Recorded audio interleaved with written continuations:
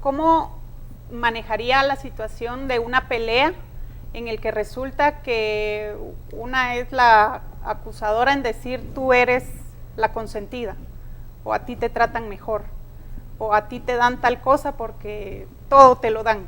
¿Cómo actuar qué hacer en ese caso? Porque en teoría para los hijos siempre va a haber un consentido, pero nosotros como padres... Y generalmente perciben siempre que el otro es el consentido, ¿no? Sí. ¿Qué se hace aquí? Lo primero es oír el corazón de los niños. Ellos te están diciendo, necesito más de ti, mami. Siento que le estás dando más al otro.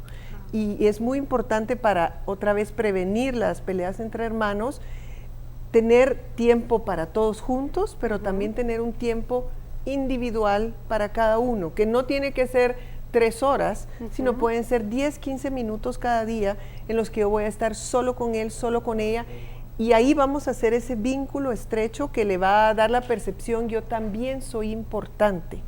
Porque muchas veces solo decimos, no, es que todos creen que el otro es el consentido, pero tal vez él realmente lo está sintiendo y tenemos que escuchar lo que nos están diciendo. ¿Qué hay de...? Y aquí va mi pregunta.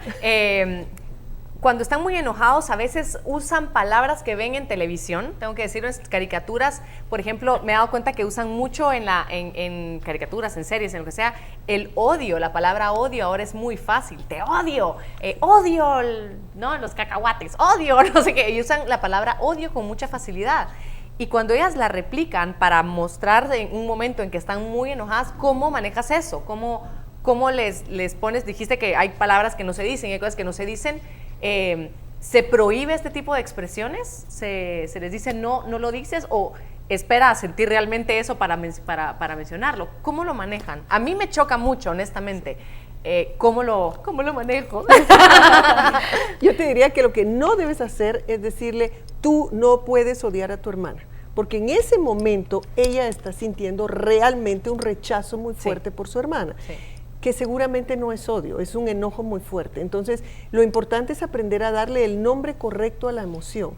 Entonces, veo que estás súper enojada con tu hermana ahora. O sea, ayudarla a que entiendo que estás súper enojada, punto. Luego, cuando ya están tranquilas y tal vez en este ratito que estamos acostaditas antes de que se acuesten, con ellas antes de que se duerman, ahí podemos hablar un poquito de lo que es el odio y todas las consecuencias que tiene. Pero sí, lo más importante y que olvidamos mucho, sobre todo en países como Guatemala, es que las emociones no las podemos cambiar. Si yo estoy furiosa y nadie me puede decir, no estés enojada. Lo que tengo que saber es qué hago con esa furia, cómo manifiesto esa emoción. Entonces, estás furiosa con tu hermana ahorita. Definitivamente, aunque esté así, no le puede pegar, no la puede agredir verbalmente, pero reconocemos, estás muy enojada con tu hermana. Creo que eso sería el primer paso. Ok. Además, yo le preguntaría, ¿cómo es eso de odio? ¿Cómo se siente eso de odio? Enojo, ganas de llorar, todo lo que te derive de eso. Y tú, cuando tú te sientes con ese enojo, ¿qué es lo que dices? Entonces le podemos poner otro nombre. Okay. Y la invitaría a decir otra palabra. Okay, interesante. Aquí en esta casa decimos enojo, por ejemplo. Ok, interesante, gracias. Vamos a la pausa comercial.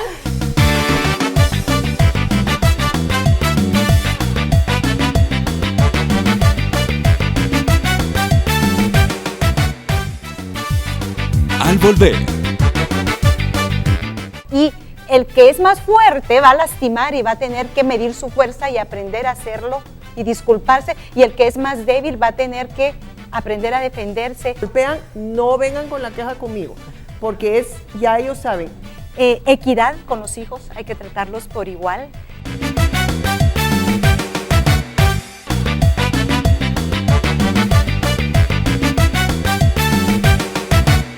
Estamos de vuelta nuevamente muy show con Tuti. Gracias. Ya en el último bloque dice que hay muchas preguntas y usted en casa seguramente tendrá muchas más. Cuando tenemos este tipo de dudas, yo sí creo muy valioso el poder acudir a profesionales como Carmen Toja, como Claudia Cuyún, para que nos ayuden, para que nos asesoren, estando abiertos a nosotros recibir la ayuda también. Porque como papás cometemos muchos errores y no nos damos cuenta. Y ellos van aprendiendo con nosotros. ¡No grite, mijo! ¡No!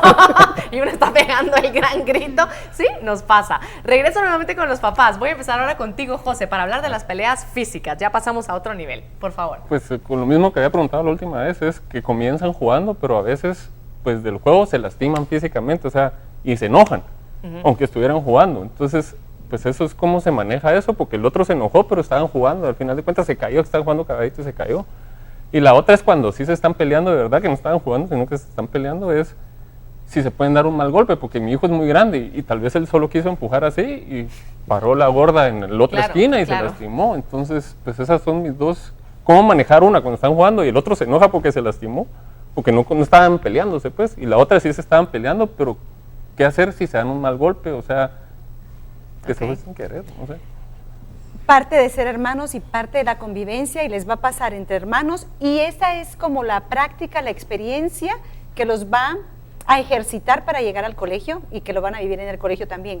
Tienen que levantarse, pedirse perdón, hacer que se disculpen, porque es parte del juego, parte de la vida.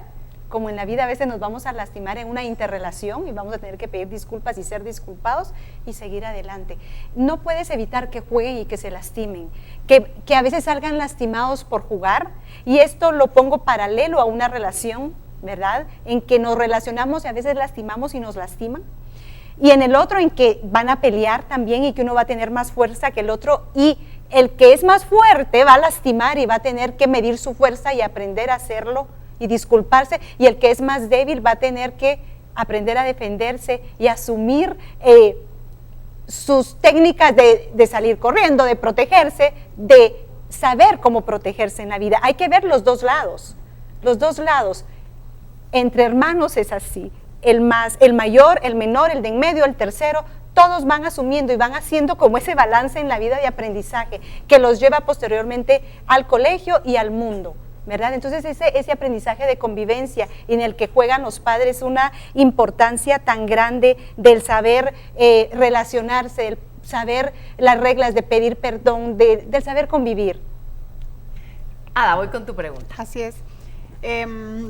Pues mis hijas constantemente empiezan con empujones y aruñones que terminan en jalones de pelo o golpes con puño, pues, porque cada una se defiende como puede, pero termina en una gran pelea. ¿Cómo evitar que se lleve a golpes directamente? ¿Estos aruñones y estos golpes empiezan como un juego o es que ya están enojadas y por eso se están aruñando y pegando? Sí, o sea, sí, cuando se enojan regularmente pasa... Se manifiesta el enojo de esta forma. Exacto. Ok, yo te diría otra vez, en esta casa la regla es no nos agredimos físicamente. Las manos, la boca la usamos para dar amor. En el momento que ellas están haciendo eso, chicas, ¿cuál es nuestra regla? Y las separas. Yo creo que el pleito entre los hermanos puede ser muy beneficioso, ayuda para muchísimas cosas, pero hay ciertos límites en los que definitivamente tenemos que intervenir, y eso es cuando hay, por ejemplo, agresión física. Eso no lo podemos dejar pasar. Si es un juego, como decía José, le ponemos las reglas al juego. Ya saben que ahí se pueden terminar golpeando. Si se golpean, no vengan con la queja conmigo, porque ya ellos saben. Y de lo contrario, si se empiezan... Esa no es lo que tú les quieres enseñar. Tú no quieres que cuando ellas se peleen con el marido, cuando sean grandes, lo aruñen. Entonces, desde pequeña les tienes que enseñar cuáles son las formas. Entonces, eso no se acepta y tienen una consecuencia por hacerlo.